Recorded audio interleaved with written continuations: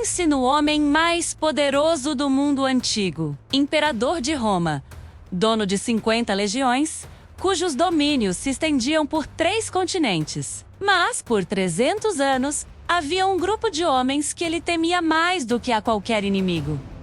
Eles não eram bárbaros, não eram a peste, eram a guarda pessoal dele. A segurança de elite, e mais do que qualquer inimigo externo, eles eram a máfia que governava o império. A história deles é a história do crime organizado mais bem-sucedido de todos os tempos. Eles mataram Calígula, mataram também Pertinax. Eles vendiam o trono romano em leilões, para o maior lance.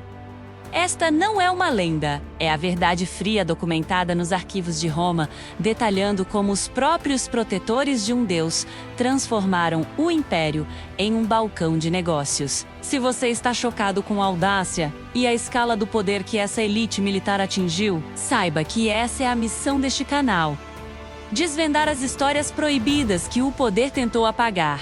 Se você valoriza a análise dos fatos e a história por trás dos panos da política, clique no botão de se inscrever e junte-se a nós.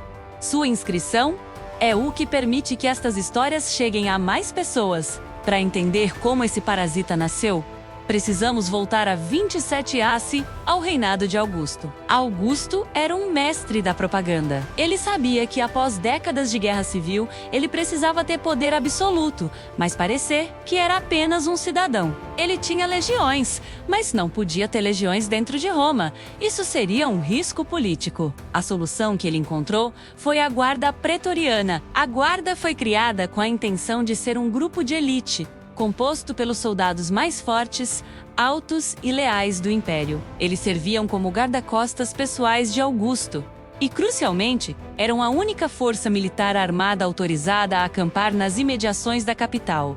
Eles não eram legionários, eles eram a fina flor, recebendo soldos 3 vezes maiores e serviços mais curtos. Contudo, segundo o historiador romano Tácito, a intenção original de Augusto era manter essas coortes espalhadas pela Itália, disfarçadas, para não assustar o Senado. A guarda foi projetada para ser uma força sutil. O erro fatal veio no reinado de Tibério. Foi o seu ambicioso prefeito, Lúcio Hélio Sejano, quem convenceu Tibério a concentrar todas as 9 coortes pretorianas em um único e imponente quartel permanente ou questra pretória, nos arredores de Roma.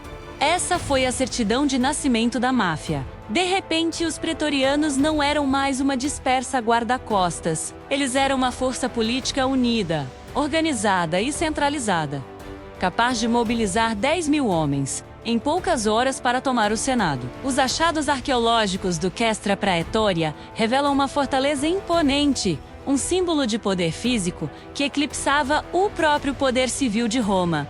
O poder foi testado. Sejano usou a guarda para purgar seus rivais e ascender ao poder. Ele controlava o acesso ao imperador e, portanto, controlava o imperador. Essa dinâmica estabeleceu o precedente.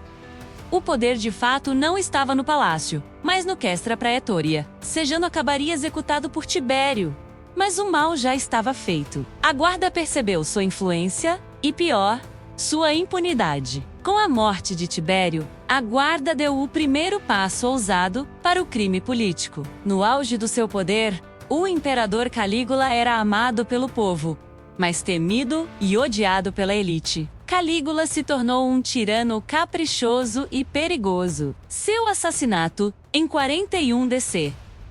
Ódigo foi um trabalho da Guarda Pretoriana. O historiador Suetônio, em A Vida dos 12 Césares, descreve vividamente como Calígula foi emboscado em um túnel por um tribuno pretoriano. Cassius acharia que Calígula zombava abertamente. O assassinato não foi um ato de patriotismo, mas de conveniência política. E o que a guarda fez logo em seguida estabeleceu seu modus operandi. Eles encontraram o tio de Calígula, Cláudio, escondido atrás de uma cortina, tremendo. Os pretorianos o saudaram como imperador. Este foi o primeiro momento em que a guarda selecionou ativamente e impôs um imperador ao Senado e ao povo. Cláudio foi, a partir daquele momento, uma criação da guarda. Como pagamento, Ele lhes deu um enorme presente em dinheiro, o donativum.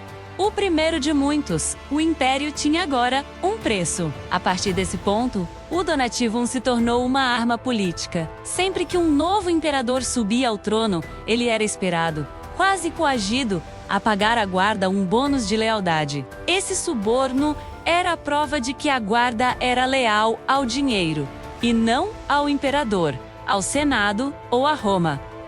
A guarda continuou sua onda de terror nas décadas seguintes. Eles estiveram envolvidos nos assassinatos de Galba, Pertinax e de outros. A ironia era cruel. Os homens treinados e pagos para garantir a estabilidade do império se tornaram a principal fonte de sua instabilidade. Eles eram perigosos demais para serem mantidos e muito poderosos para serem dissolvidos. O escândalo atingiu seu ápice em 193 d, no que se tornou o evento mais bizarro e ultrajante da história romana, o leilão do Império. O imperador Pertinax tentou restringir os privilégios e a corrupção da guarda. A resposta da guarda foi previsível.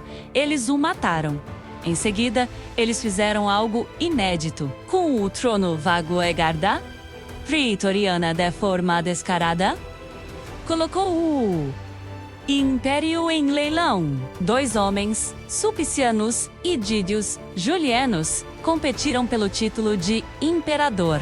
A guarda ficava no Castra Praetoria, com lanças sangrentas em punho, recebendo as propostas. Os registros do historiador Cássio Dio, uma testemunha ocular desses eventos, documentam a vergonha do momento. Dídios Julianes, um senador obscuro, venceu o leilão prometendo a cada pretoriano 25,0 sestércios. O homem mais poderoso do mundo era, literalmente, o maior lance. Essa farsa não durou. O povo de Roma ficou revoltado. As legiões das fronteiras, humilhadas, se revoltaram. Dídias Julianas governou por apenas 66 dias antes de ser morto por um imperador mais forte. Mas o precedente estava criado. A guarda pretoriana havia desmantelado a última fachada da legitimidade romana. Eles haviam se tornado abertamente a máfia, e o império era seu território de extorsão. A guarda conseguiu sobreviver a várias guerras civis e a muitos imperadores que tentaram enfraquecê-los. Eles eram como um tumor que Roma não conseguia remover. No entanto, sua extinção foi finalmente selada por um único homem, um imperador que entendia o poder militar e a necessidade de autoridade total, Constantino. Após a vitória de Constantino na Batalha da Ponte Milvia, M312 DC, código, o prefeito da guarda, Maxêncio, foi morto.